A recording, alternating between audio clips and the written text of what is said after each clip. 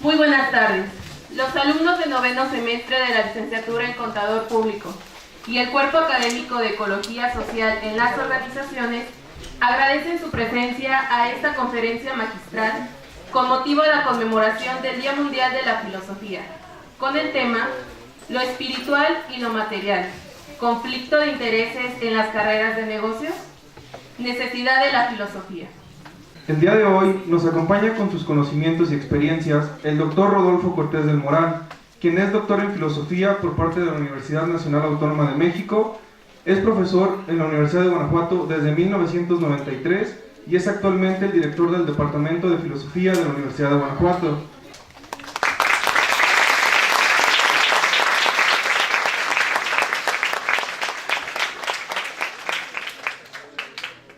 Ahora le pedimos a la doctora Graciela que nos honre con unas palabras hacia los asistentes. Y yo sé que sus anécdotas vinculadas a la teoría van a ser realmente de gran regocijo por parte de nuestros estudiantes y también pues de nuestra comunidad de profesores que el día de hoy también nos acompañan. Y asimismo pues también la parte de académica, la parte donde puntos de vista diferentes del área social, del área cultural, y también pues me da gusto ver que hay una interacción con la otra división, con la división de Ciencias de la Salud e Ingeniería, con la presencia de la doctora Laura, donde también pues se van a exponer y presentar diferentes puntos de vista que no necesariamente son los que compartamos todos, sino que lo que se busca, y entiendo que esa es la finalidad del evento, es crear un ámbito de libre discusión de ideas y promocionar y fomentar que ustedes también sean partícipes de ese diálogo y esa interacción entre las ideas.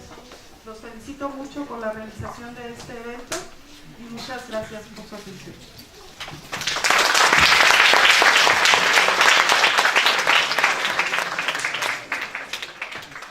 Sin más preámbulos, cedemos la palabra al doctor Rodolfo Cortés del Moral. Bueno, después de agradecer no tan solo su invitación, sino su cordialidad, su generosa recepción, y bueno, para obviar formatos extraordinarios, bueno, me permito decir que, bueno, es una sorpresa, una de las pocas sorpresas agradables que a últimas fechas podemos tener, el encontrar que precisamente una comunidad como esta, que tradicionalmente pareciera ajena, no tan solo distante de la filosofía, sino incluso, vamos, con cierta, no sé cómo llamarlo, para la cuestión diplomático, ¿no? Pero con cierta, bueno, en todo caso, con una distancia no tan solo disciplinaria, ¿no? Sino de ámbito, de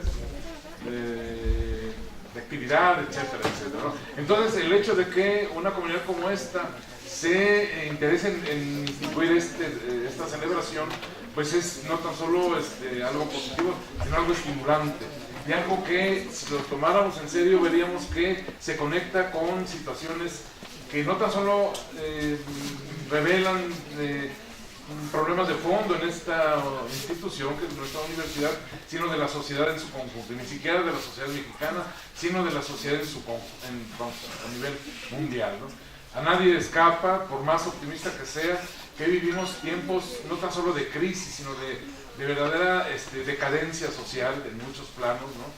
Y el hecho de que en medio de esto se tenga bien tener a la vista o recuperar el sentido de la filosofía, es realmente estimulante, ¿no? Y va más allá, repito, de una mera celebración, ¿no? Entonces, bueno, agradeciendo esto, sobre todo esto como fondo, pasaría a lo que me interesaría plantear en este respecto. Voy a tratar de, para desembocar justamente en esta problemática de del divorcio y de la implicación entre lo espiritual y lo material, voy a abordar tres cuestiones que creo que necesitan ser visualizadas para, sobre todo para comprender desde qué ángulo la filosofía puede dar cuenta de esta relación o de esta falta de relación en la sociedad actual, ¿no? Lo primero es algo que, bueno, por razones de digamos, de inercia discursiva, generalmente se confunde. Generalmente a la filosofía se le concibe como un campo de conocimiento que está, problemática o analógicamente relacionada con las ciencias y con otras esferas como el arte, etcétera, etcétera. Lo que importa aclarar en principio, sobre todo, repito, para evitar no tan solo confusiones, sino reclamaciones injustas a la filosofía, es lo que Kant, un filósofo alemán de finales del siglo XVIII, advertía. Lo que Kant demostró la diferencia que hay entre conocer y pensar. La filosofía no es conocimiento, aunque suene así muy drástico. La filosofía es pensamiento. La tarea de la filosofía es pensar a fondo. Otro filósofo alemán, Fichte, decía,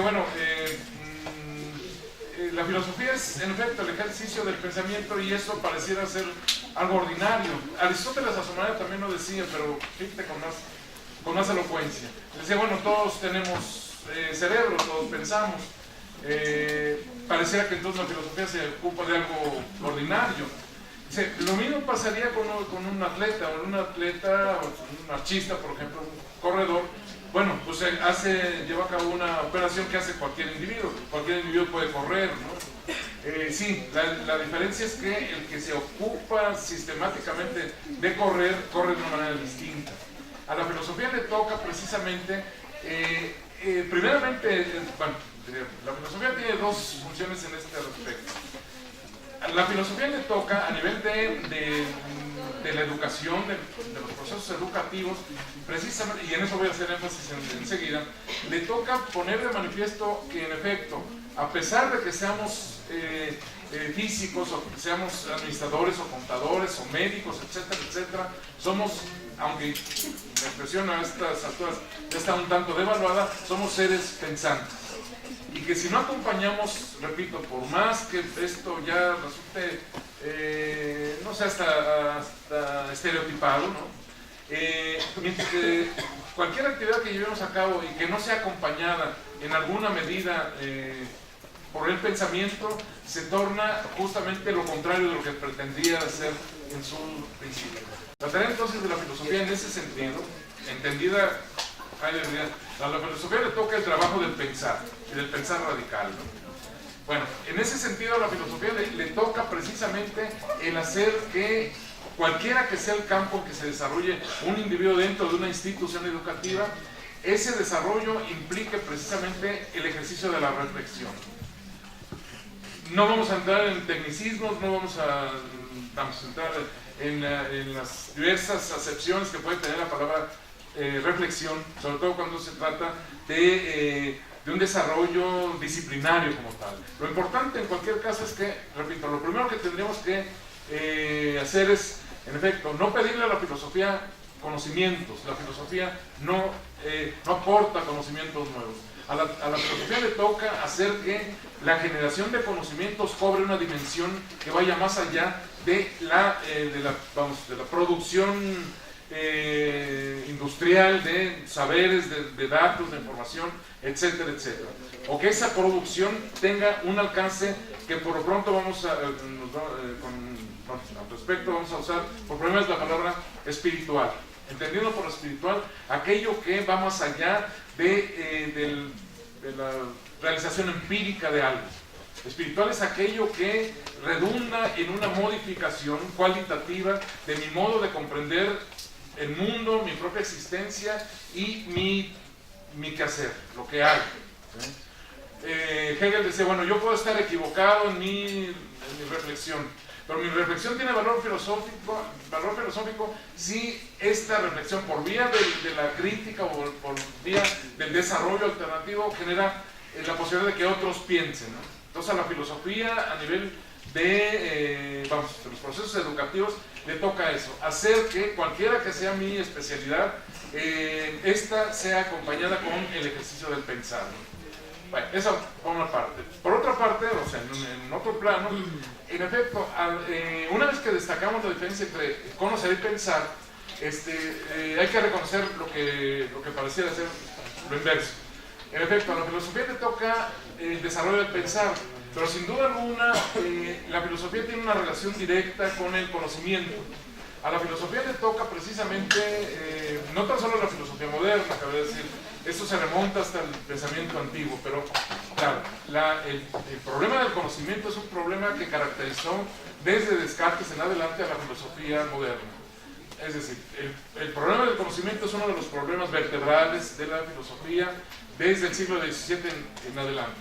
A la filosofía, repito, una vez que sabemos que no es conocimiento sino pensamiento, le toca examinar a fondo las posibilidades del conocimiento, las modalidades o las formas de conocimiento, los elementos, los límites, incluso por ejemplo, desde Descartes en adelante, pero sobre todo a partir de Leibniz, se dirían, en todos los campos en que se genera conocimiento también se genera pseudoconocimiento. Es decir, conocimiento que no tan solo no aporta elementos nuevos, sino que desvía o bloquea o en cualquier caso, frena la posibilidad del conocimiento. A la filosofía le toca precisamente problematizar en todos estos planos el proceso del conocimiento o los procesos del conocimiento. Entonces, bueno, llegamos a este punto. La filosofía no es conocimiento, pero su tarea consiste precisamente en que quien genera conocimiento cobre cabal conciencia, sigo acá, cobre cabal conciencia de las posibilidades y de los límites que en cada caso tiene el conocimiento. Kant diría, no se nos olvide, sobre todo cuando estamos conociendo, sobre todo cuando estamos en el terreno de la ciencia, no se nos olvide que somos seres finitos, ¿sí? Que tenemos límites, que nuestra razón puede ser la posibilidad en efecto de cobrar cada vez más conciencia, más luz sobre el mundo y sobre nosotros mismos, pero también entraña el riesgo de volvernos en nuestras propias inercias, de generar una soberbia que nos impida a la postre precisamente lograr lo que pretende el conocimiento, ¿no? Por eso se dice, bueno, la relación de la filosofía con el conocimiento o con la moral, por ejemplo, o con el arte, es una relación crítica. Crítica no quiere decir destrucción, devaluación, etc. Crítica quiere decir la reflexión que apunta a visualizar las posibilidades de una actividad, de un quehacer, pero también sus límites. Y esa es la tarea entonces de la filosofía. Eso es lo primero que quería yo puntualizar, ¿no? Lo segundo es lo que concierne a la tarea de la filosofía en el horizonte de la cultura actual. Comencemos por una visión no edificante, no optimista de la situación de la cultura actual, ¿no? Vivimos en una sociedad lo mismo si tenemos una conciencia muy aguda de esto o si más bien tratamos de soslayarlo, nadie podría negar que vivimos en una sociedad informatizada, es decir, una sociedad en la cual el conocimiento, la cultura, incluso la vida emocional, etcétera, etcétera, es potencialmente susceptible de convertirse no en datos, sino en masas de datos. Hay actualmente toda una corriente sociológica en Estados Unidos y en Francia que advierten eso, como en la vida cotidiana y con más razón en la vida profesional, los individuos cada vez dentro de los sistemas que funcionan en la sociedad, cada vez se convierte en eso, en un emisor, se convierte en una fuente de datos y en un receptor de datos. Sobre todo esto se ve a nivel del conocimiento. Hace un momento mencionábamos esto. Antes el conocimiento implicaba, desde los ilustrados en adelante, implicaba eso, no tan solo conocer el objeto que en cada caso tomo como referente. El conocimiento implicaba un desarrollo cualitativo de la inteligencia, de la razón, etcétera, etcétera. Cuando el conocimiento ya no responde, hay posturas actuales, algunas llamadas postmodernas, que dirían, bueno, incluso hablar de conocimiento ya resulta ser una antigualla. En realidad, no existe, no existe el conocimiento porque la finalidad no es conocer la verdad, ¿sabes? La verdad es muy relativa o es inasequible, etcétera, etcétera. Lo que importa es disponer de información suficiente para resolver problemas. Y no hay duda de que en algunos contextos y en algunos niveles, en efecto, de lo que se trata es de enfrentar problemas empíricos, funcionales, que solamente en el marco de la sociedad actual solamente pueden ser afrontados y resueltos por dispositivos tecnológicos como tales. Aún así, cabría poner entre paréntesis esta advertencia. Aún la tecnología es producto de una investigación multidisciplinaria que supone algo más que mera información. La ciencia, aún la ciencia más estereotipada, implica el desarrollo de posibilidades y de estrategias de invención. Y eso no es simplemente algo que podemos inferir de los datos. Pero bueno, dejemos esto de lado. Vayamos a lo que estaba de contar, a la tendencia general. Vivimos en una sociedad informatizada y como Shannon, que es el escritor, el creador de la teoría de la información, lo advertía, la información cuando se incrementa, cuando aumenta su volumen dentro del sistema, dentro de la red, se desemboca en estados saturantes. No nos damos cuenta hasta qué punto vivimos nosotros y de manera progresiva, de manera creciente, en un ambiente saturado de todo, de sonidos, de mensajes, de imágenes, de datos, etcétera, etcétera. Esto, como todo como todos los principios y todos los valores de la modernidad, en el siglo XX, o en el mundo contemporáneo, cobran un valor dual o ambiguo.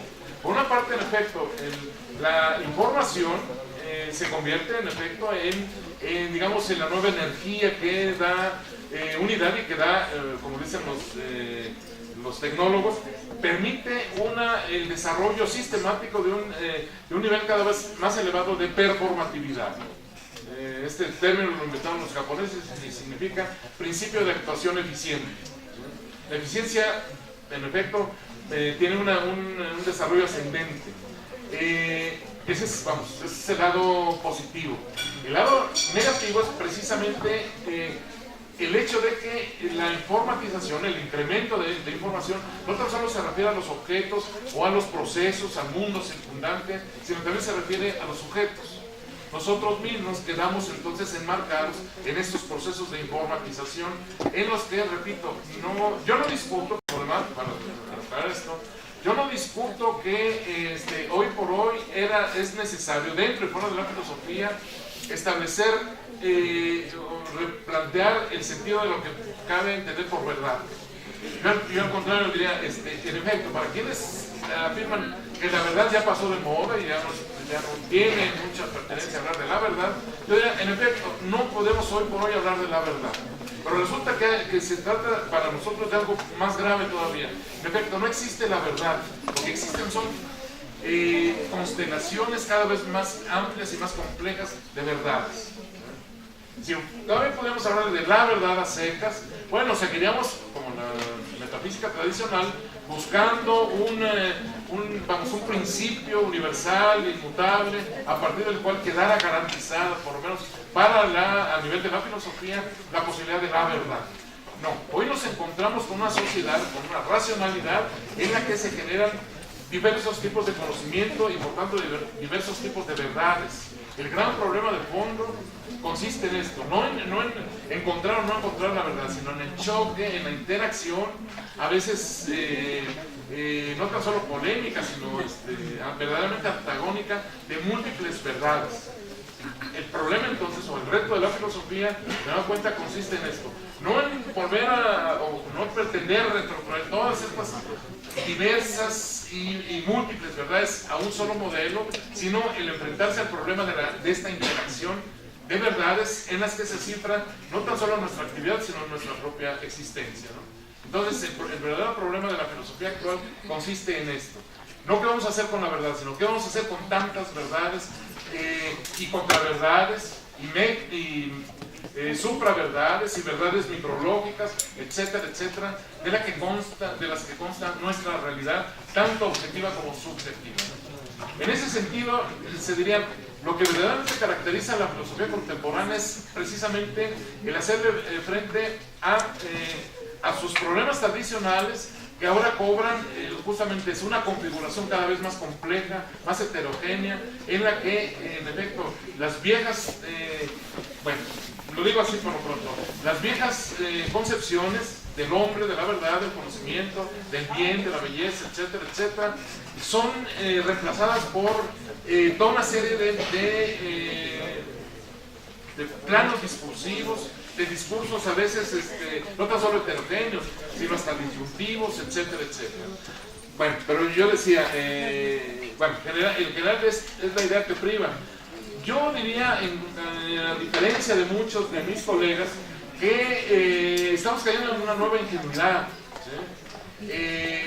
En realidad no ha desaparecido nada, ni para bien ni para mal.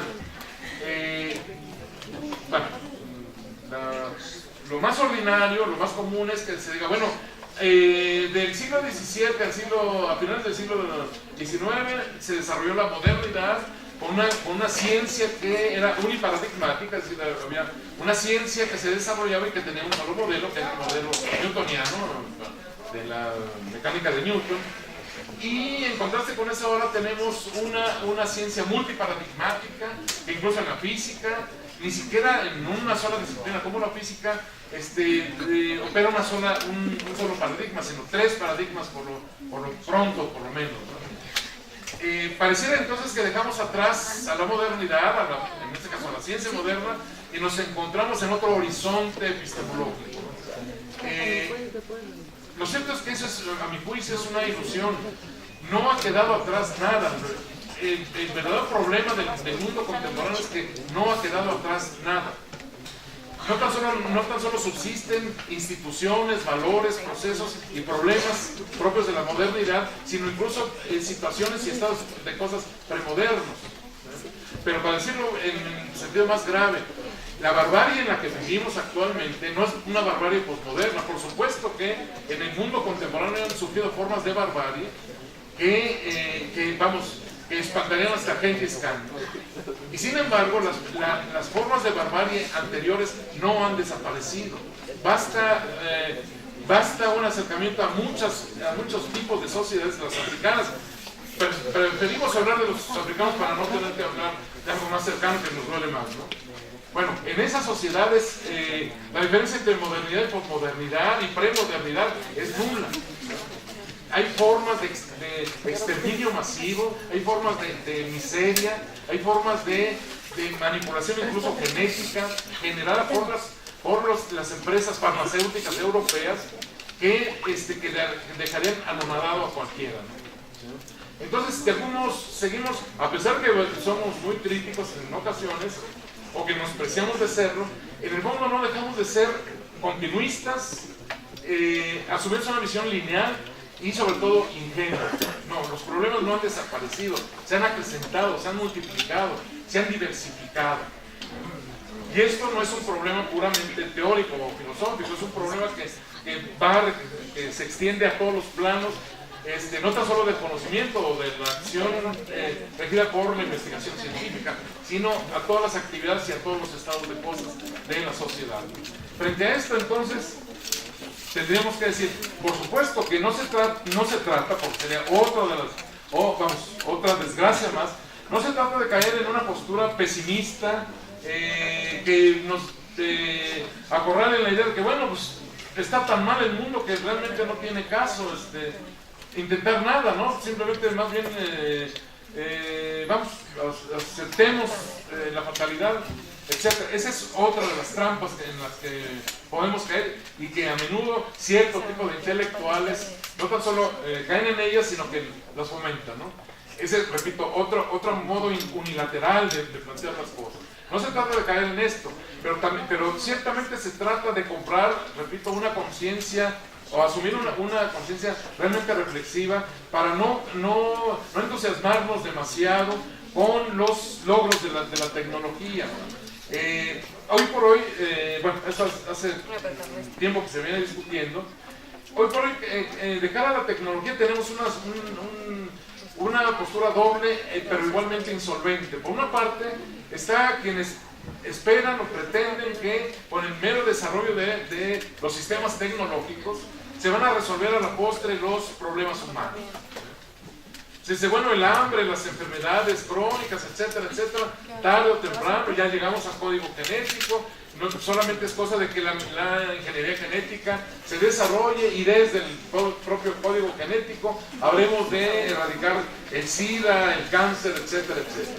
Bueno, no es el caso de ponernos a regatear si esto es posible o no. Pero bueno, por una parte están quienes, repito, ven al desarrollo tecnológico como una especie de actividad cuasi fantástica en la que finalmente los problemas humanos habrán de superarse, de resolverse. En el otro extremo tenemos a aquellos que ven en la tecnología o en el orden tecnológico la fuente de todas las desgracias de la sociedad contemporánea, ¿no? Y entonces le atribuyen a la tecnología la cosificación de la vida, la generación de masificaciones, de manipulaciones subliminales, etcétera, etcétera. No se trata, se trata, y esa sería, tendría que ser la labor de la filosofía, se trata de antes que entregarnos a la confrontación de datos o de elementos de juicio, se trata de examinar nuestra propia postura. ¿Desde dónde estamos hablando? ¿Cuál es nuestra expectativa cuando tomamos una postura o la otra? En muchos casos, sacarle las desgracias de la sociedad a la tecnología es una coartada para justificarnos a nosotros mismos. Es como si, vivimos una especie de era demoníaca donde las máquinas se han adueñado de la vida social y nosotros somos una especie de víctimas irreversibles, y entonces pues nuestra vida, la historia de nuestra sociedad está regida por la fatalidad. Esa es una manera de no hacernos cargo del hecho de que la situación de la sociedad depende, por supuesto, no depende de mis decisiones individuales, pero depende de nuestro comportamiento, tanto individual como colectivo. En todo caso, la tecnología, en una sociedad menos irracional que la nuestra, daría lugar, en efecto, como decía Herbert Marcuse, a una situación cualitativamente distinta.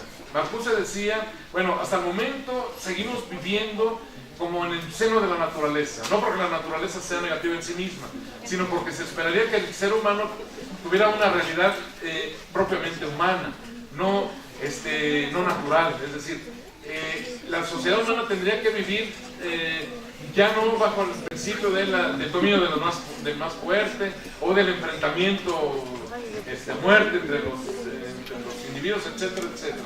Tendría que empezar ahora sí la verdadera historia humana.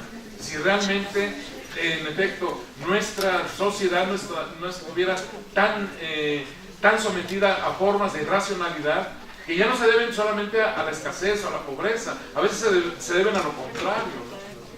Basta, no quiero molestar a quienes les gustan demasiado los deportes, pero basta comparar esas cosas. Sigo el planteamiento de Marcuse. A Marcuse una vez le decía a alguien, ¿no? un polemista, le decía, pero usted habla de irracionalidad, ¿dónde la racionalidad es muy relativa? ¿Cuál es el criterio desde el cual usted habla de racionalidad? Entonces él decía, ponía un cartón, unos datos en el pizarrón.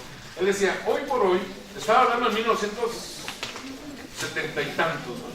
Decía, si el 20% de los presupuestos que las grandes potencias dedican a la industria militar, el 20% se dedicara a combatir el hambre y, él enunciaba quién sabe cuántas enfermedades.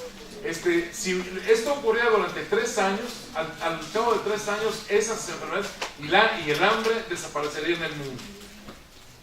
¿Sí queda claro? O sea, ese es el tamaño de nuestra irracionalidad. ¿Cómo podríamos, por eso digo que no tan solo se trata de la escasez, sino también del exceso?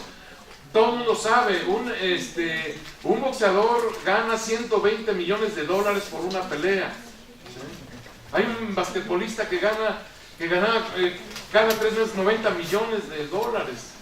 Cuando hay, en efecto, pueblos enteros cuya población no llega a los 15 años, porque queda abatida por un montón de enfermedades, en fin, ¿para qué abundar en eso, no? Eso es irracionalidad químicamente pura. El problema entonces, ahora sí entro en la cuestión, el problema es ese. Hay quienes dirían, aunque pareciera un tanto impertinente planteando este panorama, plantear las cosas de esta manera. Hay quienes dirían, la fuente de la barbarie en la que vivimos actualmente consiste precisamente o tiene como origen ese divorcio, primeramente esta fragmentación de la vida humana en esferas de actividades y de formas de vida cada vez más polarizadas. Pero a partir de eso, sobre esta base, hay quienes dirían, el origen de la barbarie estriba precisamente en este divorcio creciente entre nuestro progreso material y nuestra pobreza espiritual. Entendiendo por pobreza espiritual por espíritu, dos cosas. Primeramente, espíritu significa esto, yo no soy muy afecto a plantearlo así, pero muchos lo plantean de esa manera y creo que es entendible. San Agustín decía, bueno, lo que caracteriza la condición humana es el hecho de que, además de tener un mundo externo, el ser humano tiene un mundo interno. Claro, ese mundo interno, según San Agustín, es producto del aliento de Dios, ¿no? Recordemos que San Agustín decía, bueno, Dios hizo a los árboles así como género, a los rinocerontes, a las vacas, etcétera, etcétera. Pero cuando llegó el ser humano, no creó el género humano, creó a cada individuo. Entonces, en el fondo del alma de cada individuo está el aliento de Dios, ¿no? Y eso es lo que nos hace singulares. Heidegger diría, eso es lo que hace que un ser humano no tan solo viva, sino que exista.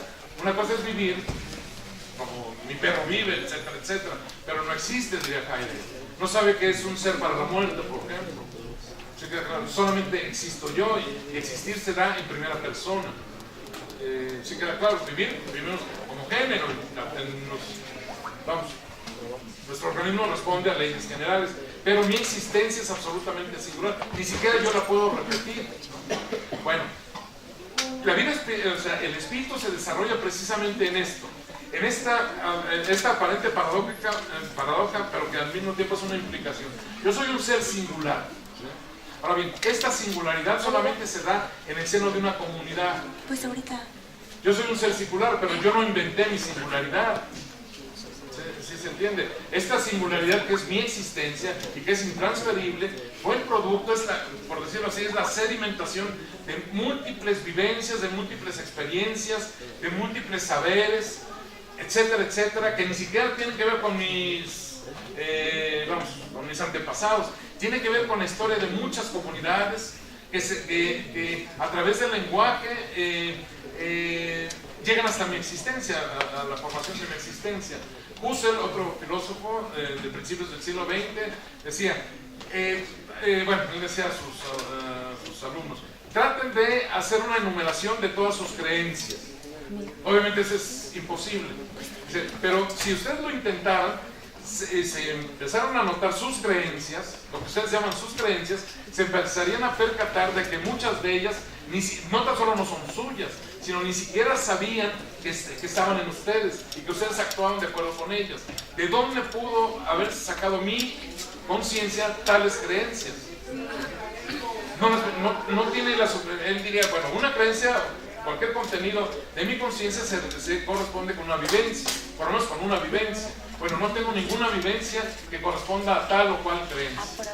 Eso significa, mi conciencia se formó a través de los fragmentos, él decía, a través de los retazos de muchas conciencias, de muchas vidas, de muchas épocas, de muchos contextos, etcétera, etcétera. De modo que mi singularidad es al mismo tiempo expresión de una colectividad, de una pluralidad. Eso es el espíritu, precisamente. ¿Sí queda claro? Es decir, el espíritu es tener en cada existencia, bueno, no sé si conozcan hayan oído de Edgar Morin o de Kaufman, ¿no? Ambos decían, bueno, todos sabemos que en el código genético humano, el código genético de nuestra especie, está de hecho recogido el código genético de todas las especies. Solamente que están activados ciertas combinaciones genéticas y otras están desactivadas. ¿Pero qué significa esto? Que la multiplicidad de la vida está recogida en cada especie y en cada individuo de cada especie. ¿Sí queda claro? Esa unidad entre lo singular, entre lo transferible digamos, la universalidad que se da en este plano es expresamente lo que caracteriza al espíritu. Y eso expresamente se diría lo que se está gradualmente perdiendo o disolviendo. Si pasáramos a las causas, tendríamos que hacer, y no terminaríamos quizás en mucho tiempo, tendríamos que comenzar por reconocer que un estado de cosas como este es multicausal. No podemos identificar una sola causa. Hay causas objetivas y subjetivas que han desembocado en este estado de cosas. Pero sin duda alguna, en ese conjunto, lo que cada vez se hace más patente es lo que, bueno, un teórico de los 50, norteamericano, llamaba el síndrome de las dos culturas. Vivimos en dos culturas. Él diría, bueno, por una parte está la cultura de las humanidades y por otro lado está la cultura de la ciencia. Pero esa dualidad todavía se da a nivel de los saberes, ¿no? de los ámbitos de la cultura, del conocimiento. Nosotros vivimos en una dualidad más grave todavía, ¿no? Que es justamente esta creciente desconexión entre nuestros logros materiales y nos suscitan la impresión de que somos cada vez más ricos y al mismo tiempo nuestra pobreza creciente. Hay varios textos que dirían, casi hay una proporción inversa, mientras más rico soy, más pobre soy. Más pobre soy cualitativamente hablando. La cuestión es esta, ¿podríamos encontrar nosotros, la filosofía, podría encontrar un remedio a esto, una solución a esto? No. Eso tendríamos que reconocerlo. No hay ningún saber, ninguna disciplina que pueda resolver los problemas de la condición humana. Es la condición humana la que tiene que rehacerse como puede, recurriendo a todas aquellas formas de experiencia, a aquellos logros y también a la experiencia negativa que tenemos, repito, de nuestra propia barbarie. En ese caso, entonces, la verdadera incidencia de la filosofía es eso, cobrar conciencia colectiva de que en efecto nuestros males, que son crónicos, ¿no? Que son mucho más graves de lo que las versiones trivializantes de la cultura mediatizada muestran, ¿no? Esos males, esas formas de decadencia solamente pueden ser asumidas y visualizadas de manera colectiva. Vivimos en una cultura de los expertos. Bueno, no hay ningún experto en la configuración de este estado de cosas múltiples. Entonces, lo que nos tocaría en cualquier caso, ahora sí, no solo a la filosofía, sino al conjunto de quehaceres que se desarrollan en una institución como esta, primeramente es eso, lograr una comunidad que realmente, bueno, el otro problema es la especialización, ¿no? Y muchas veces hemos discutido esto. El problema consiste en que, por una parte, no podemos abandonar la especialización. La ciencia no podría avanzar, la investigación científica no podría avanzar de otro modo. El reto es que la especialización no nos conduzca a lo que varios autores llamarían esta nueva miopía. Un químico ruso decía, cada vez conozco más de cada vez menos. Soy un experto en cierto tipo de partículas y difícilmente hay otro físico en el mundo que tenga mi conocimiento. Solo que este conocimiento me ha aislado por completo del resto del conocimiento. Me ha hecho incapaz de comprender otros ámbitos de la ciencia, más todavía lo que pasa fuera de la ciencia. Entonces nos encontramos de nuevo cuenta con una dualidad. No podemos abandonar el saber especializado, pero no podemos entregarnos a la especialización. La universidad tendría precisamente este reto fundamental, más que cualquier otro, ¿no? Este reto, hacer que mi especialidad no me encierre, sino que precisamente una especialidad cultivada dentro de una universidad tendría que convertirse en una perspectiva desde la cual se pudiera visualizar el conjunto de los problemas de la sociedad. Y entonces cada especialidad sería eso justamente, un emplazamiento, una óptica que estuviera en interacción con otras ópticas. ¿Cómo se puede hacer esto? Eso es extremadamente difícil.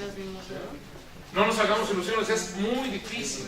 Quizás hasta el momento nunca se haya logrado. Hay quienes dicen, no, sí se ha logrado, por lo menos en grados y en alguna medida sí se ha logrado.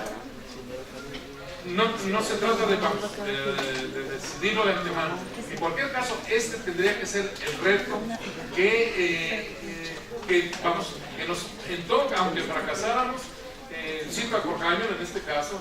Horkheimer diría nuestra obligación como pensadores, como científicos, como seres humanos es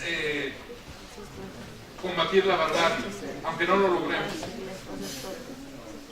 Sí, claro. Podríamos no lograrlo, podríamos llegar al convencimiento de que nunca vamos a lograr dejar atrás la barbarie que hemos generado nosotros. Aún así, lo único que tendría sentido es oponerse a la barbarie, oponerse al hecho de que el propio saber se convierta en la fuente de un nuevo oscurantismo, de una nueva Edad Media, ¿no? Sí, claro, pareciera, esa es una de las experiencias del mundo contemporáneo, pareciera que el oscurantismo o bien puede ser producto de una ausencia de conocimiento o de un exceso de conocimiento. Cuando, en efecto, el conocimiento prolifera al grado de que nos abruma, ¿no? Tengo muy en mente el caso de un físico, un premio Nobel, Snelling, decía, bueno, él se ocupó toda su vida de la teoría de supercuerdas, ya la abandonó y se ocupó de otra cosa, ¿no? Pero le pidieron en su universidad que hablara sobre cierto tipo de comportamiento de los neutrinos beta. Entonces dice, bueno, pues lo que hice como todo investigador es entrar a la red para ver qué es lo que se ha escrito últimamente sobre este asunto, ¿no? Encuentro que en los últimos 3 años se han escrito más de 5,000 artículos. En los últimos 3 años. ¿Qué hago con esto? ¿Esto me va a orientar? ¿Me va a proporcionar un marco? No, eso me deja anonadado. No voy a poder leer 5,000 artículos. Claro, él diría, la gran mayoría de esos artículos son basura, esa es su expresión, son basura. Simplemente repiten lo que ya se conoce, con otros términos, etcétera, etcétera. Pero los tengo que leer, o sea, tendría que tenerlos a la vista, saber cuál es la basura y cuál no es la basura, ¿no? Sí, claro. En un mundo saturado nos encontramos ante esto, sí, en efecto. Tengo una cantidad de conocimiento que rebasaría el conocimiento que pudieran haber tenido los sabios hasta el finales del siglo XIX. Lo que pasa es que este conocimiento luego, lejos de abrirme posibilidades, me la cierra. Hace que, en efecto, surja lo que los renacentistas llamaban la docta ignorancia. Si tengo una cantidad ingente de conocimiento, pero ese conocimiento más bien me pone de manifiesto mi ignorancia, mi incapacidad para usar el conocimiento para resolver tal o cual problema. De ese tamaño y de esa naturaleza son los problemas, las contradicciones que ahora nos vamos a los que nos enfrentamos.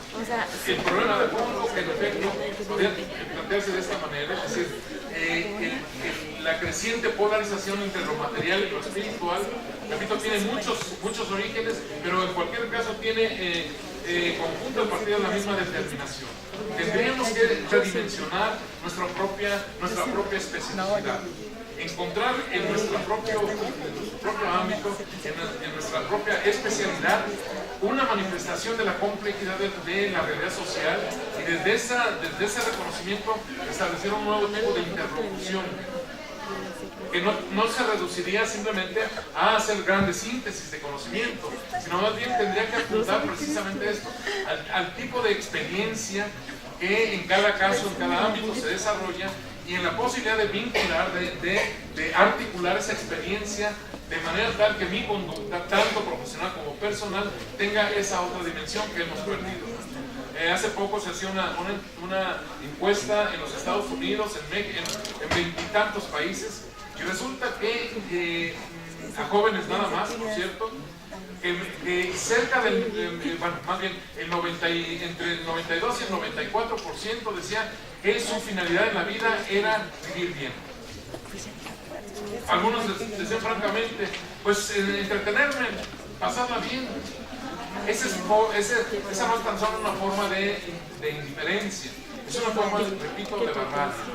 Es una forma de acentuar precisamente los síndromes, ¿no? Las formas de irracionalidad en las que vivimos. En fin, tendría que decir esto, ¿no?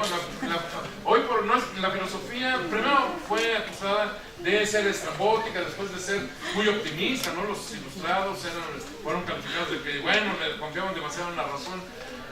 A partir del siglo XX, Teodoro Adorno decía eso, después de la Segunda Guerra Mundial, bueno, él decía otra cosa, pero a partir de la Segunda Guerra Mundial, el que la filosofía fuera optimista sería un crimen.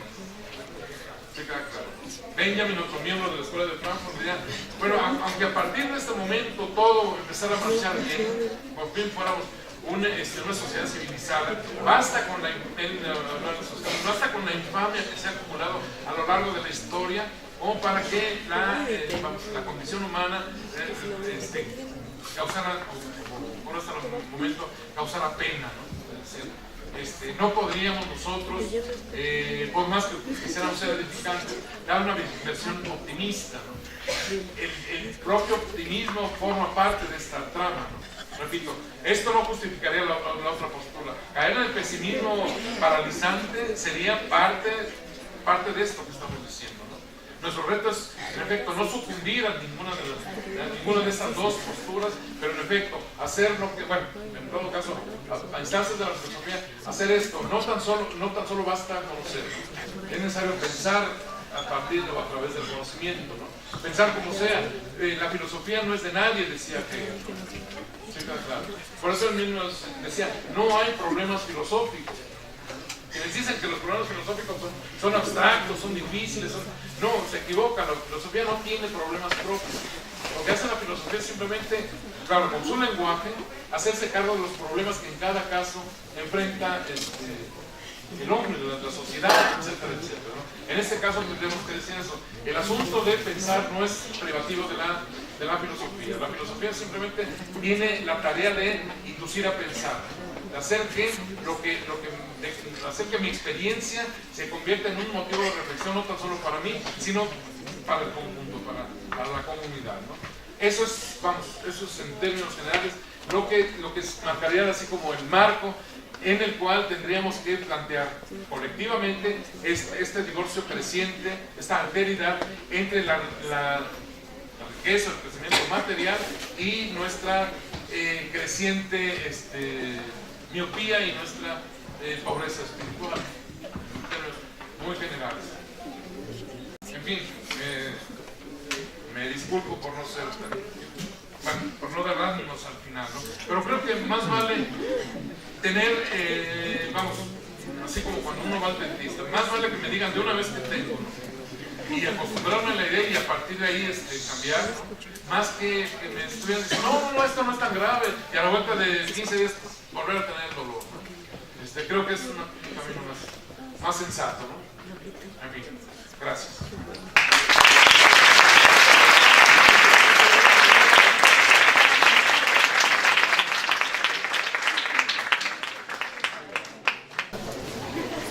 Bueno, más que nada, una felicitación, ¿no?, por haber asistido al evento aquí del Cuerpo Académico de Ecología Social en las organizaciones y también a los alumnos.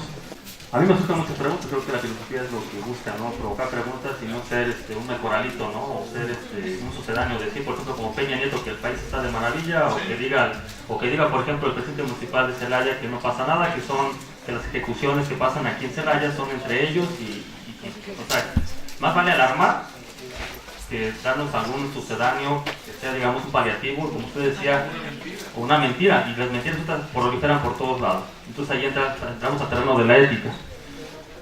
Yo quería preguntarle lo siguiente. De entrada también aprovecho para mandarle los saludos del doctor Félix Hoyo Arana, que fue mi maestro en Chapingo. Ah, ya, fui muy cercano a él. Hegel. Entonces también aprovecho también para, sí, también fue su primo también fue mi maestro, Juan del Moral, entonces aprovechamos esa felicitación, ¿no? Bueno, la filosofía, como dijimos en la mañana, es una pasión, ¿no? Mi formación es de sociólogo y bueno, pues yo tengo preocupaciones quizás un poco más prácticas, ¿no? En la mañana hablamos con los chicos de que hay situaciones donde el contador público o el contador que egresa de este campus o los contadores que egresan de la Universidad Latina o la Universidad de Celaya, pues hay situaciones a las que se van a enfrentar. Y Celaya ha cambiado, usted habló de barbarie, en Celaya ya estamos en la barbarie desde hace tiempo, ¿no? Todo lo que es el periódico al día, todos los días nos actualiza el número de ejecutados y eso es barbarie. O sea, simple y sencillamente no hay que irnos a hablar del nazismo o del totalitarismo ruso, no estamos aquí en la barbarie y creo que la filosofía nos interpela a esa parte. Entonces, yo quería plantear una serie de situaciones, doctor, en el terreno, digamos, de por qué nuestra universidad, pues hablamos mucho de interdisciplina, hablamos, pero luego no se comenta. Y yo lo menciono aquí concretamente, ¿no? Aprovechando que aquí está la señora rectora, pues este año nos reunimos bueno, las dos divisiones, Ciencias de Salud y Ciencias Sociales, y aquí el maestro no va a dejar mentir, pero usted propuso que se enseñara filosofía, yo también lo respaldé y también propusimos medio ambiente, entonces yo sí quería aprovechar aquí que está la rectora, pues para que, así como se dice el dicho por ahí, que tome el toro por los cuernos y que realmente nos convoque, que haya un diálogo, porque la verdad aquí nuestras autoridades están divorciadas de los profesores, falta un diálogo, porque en filosofía pues hay que decirlo claramente, ¿no? A veces los individuos tienen acciones y ellos buscan honor, buscan poder, y nuestra universidad a veces también es como una especie de cubeta de cangrejos, decimos en Tamiahua, en Veracruz, una especie de cubeta de cangrejos donde la gente está luchando por el poder, y el poder es una dimensión humana. Entonces a lo mejor usted no habló mucho de poder, yo lo recalco porque obviamente, pues para apreciar a Nietzsche, humanos demasiado humanos, ¿no? Entonces obviamente aquí me preocupa la parte de la interdisciplina, que uno que usted viene ya de Campus Guanajuato.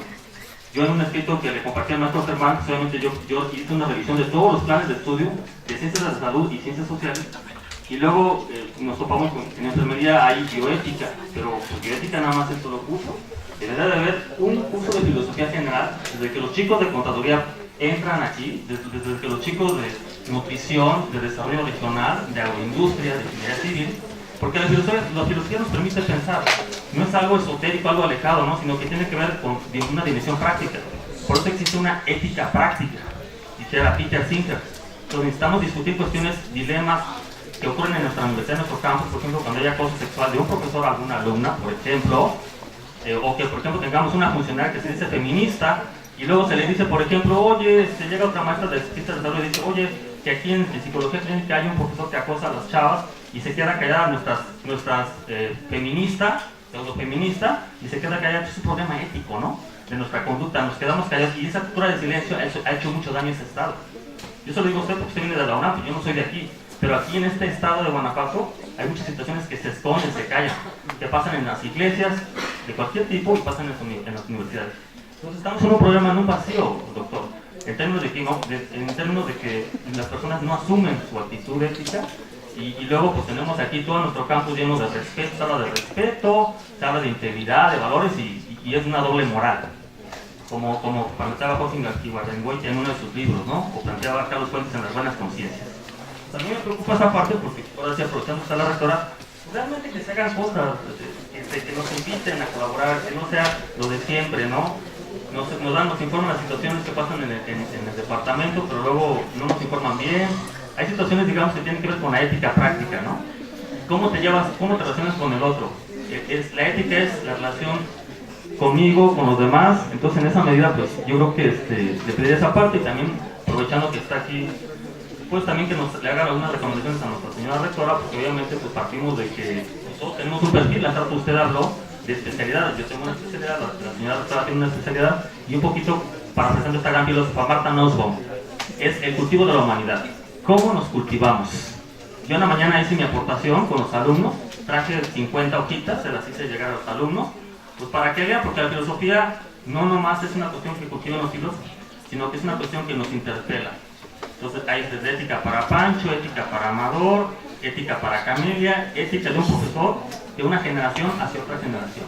O sea, en el sentido de que la filosofía realmente arraiga en los jóvenes y que no nomás son contadores, sino que también son seres humanos que tienen situaciones personales que les afectan, sociológicamente hablando, de familiares, dilemas, digamos, sentimentales, en fin, una serie de situaciones que a veces nos interpelan. Entonces, yo lo plantearía así, pues aprovecho para darles las gracias y la felicitación y el saludo del doctor Félix Hoyo. Gracias.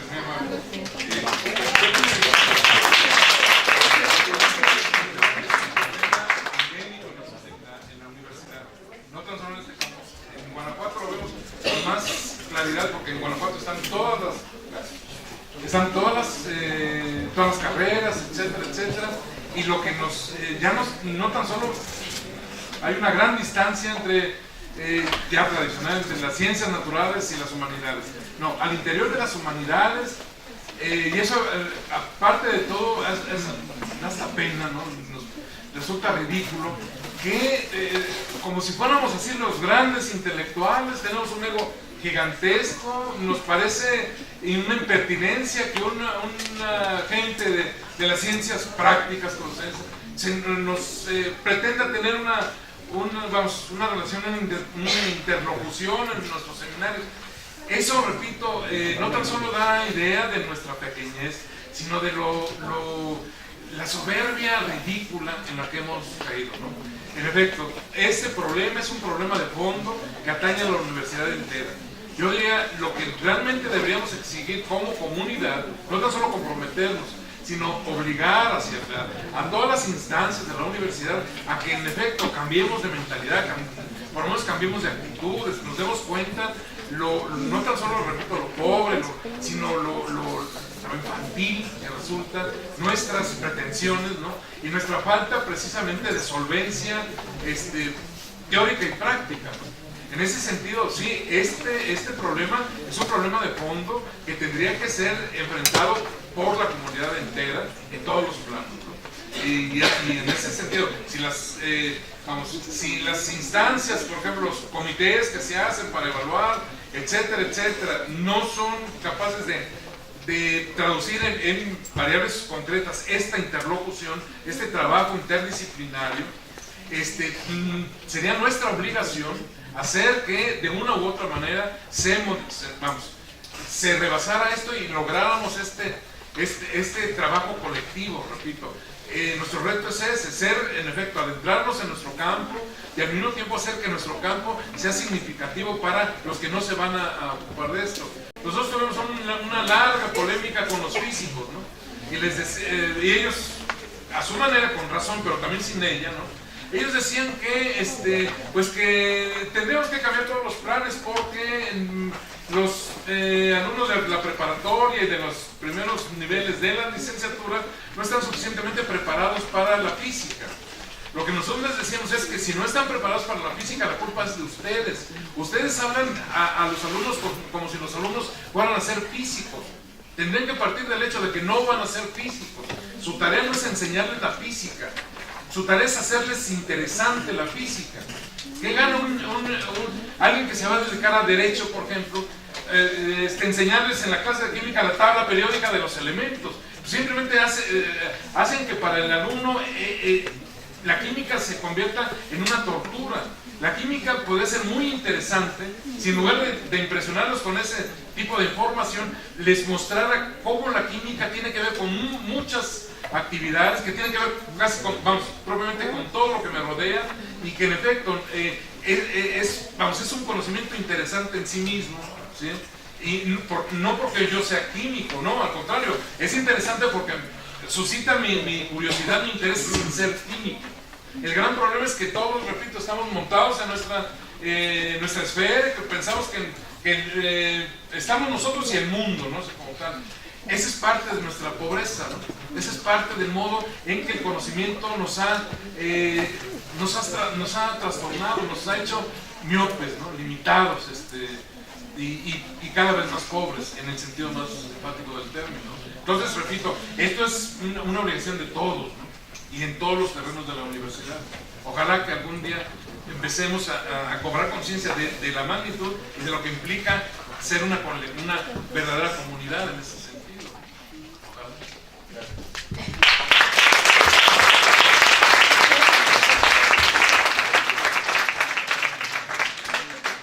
Gracias. ¿Alguien ¿Alguien más tiene alguna pregunta? Bueno, buenas tardes. Maestro, verdaderamente estoy complacido porque cuando menos en esta ocasión haya jóvenes pensamientos juveniles en donde entran en un tema un tanto cuanto difícil. Por la cuestión de gente. Igual manera las empresas lo hacen. Entonces prácticamente, y además hay una desinformación. Entonces todo eso acumulado precisamente hace que una mente no esté abierta a la espiritualidad. ¿Okay? Es muy difícil, porque la espiritualidad viene a ser precisamente el estudio del ser universal. Y como usted hablaba precisamente de la singularidad que todos tenemos, que es maravillosa, pero que nadie reconoce. Es muy difícil. Entonces, pero sin embargo, sí se puede. Creo que sí se puede en función de que se haga un punto de equilibrio neutro en donde la materialidad, que se les haga ver cómo estamos manipulados por las empresas, por los gobiernos, etcétera, a nivel mundial. Todo esto es mucho fútbol y no está mal. No está mal eso. Si le van a la América, pues está bien. Nadie es perfecto, ¿no? Perdón para los compañeros. Okay. Bien. Pero sin embargo, hay que tener un equilibrio, es lo que quiero decir. ¿Okay? Que el soma, pasar al neuma, como se le conoce, usted en el conocimiento profundo del ser. Y que los grandes, realmente maestros de la historia, han hablado de eso, usted habló de Hegel, todos ellos lo han sido. Entonces, yo invito a los alumnos maravillosos que están aquí, realmente encantadores también, a que tengan ese punto de equilibrio. Está bien lo material, deseen, compren en su momento, hagan materialismo, ¿okay? Pero no se les olvide que la esencia en el universo es de dónde venimos, quiénes somos y hacia dónde vamos. Ir a la alta espiritualidad. Ese es un reto que ellos tienen. Gracias.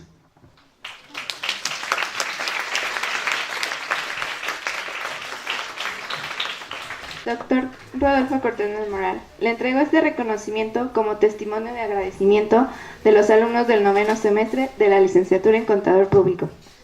Agradecemos su atención y disposición desde el primer momento que tuvimos contacto con usted, inspirándonos confianza y motivándonos para la realización de este proyecto, la celebración del Día Mundial de la Filosofía por primera vez en nuestro departamento, es más en nuestro campus.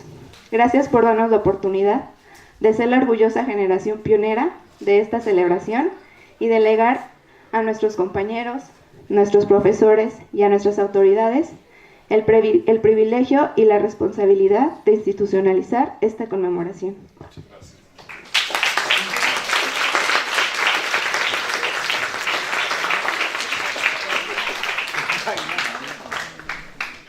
Haber celebrado el Día Mundial de la Filosofía aquí en el campus. Y pues bueno, es sensibilizar, llamar la atención, señalar que existe un problema sin resolver, un asunto importante y pendiente en las sociedades, para que a través de esa sensibilización los gobiernos y los estados actúen y tomen medidas, o para que los ciudadanos así lo exijan a sus representantes. Estamos en un campus donde cada uno de nosotros podemos y debemos y tenemos la obligación de exigir, pero también de proponer. El 29 de julio de 2005, en la Conferencia General de la UNESCO, se declaró el tercer jueves de noviembre de cada año celebrar el Día Mundial de la Filosofía. Y principalmente es enfatizar, estimular el pensamiento crítico, independiente y capaz de trabajar en aras de un mejor entendimiento del mundo, promoviendo la paz y la tolerancia. La filosofía proporciona las bases conceptuales de los principios y valores de los que depende la democracia, los derechos humanos, la justicia y la igualdad. Así como nosotros como cuerpo académico, Ecología Social en las organizaciones, a través de este evento les hacemos la propuesta para reflexionar, entender qué estamos pensando cuando pensamos lo que pensamos, en dónde dejamos la ética. Queremos una sociedad que cuestione, que sea analítica y sobre todo que busque el bienestar común. Le agradecemos mucho al doctor Rodolfo Cortés del Moral, que fue tan amable de haber asistido a esta invitación. Y bueno, principalmente también al 9º semestre de Contador Público, quienes bajo la dirección del maestro Germán Rodríguez Frías apoyaron este evento.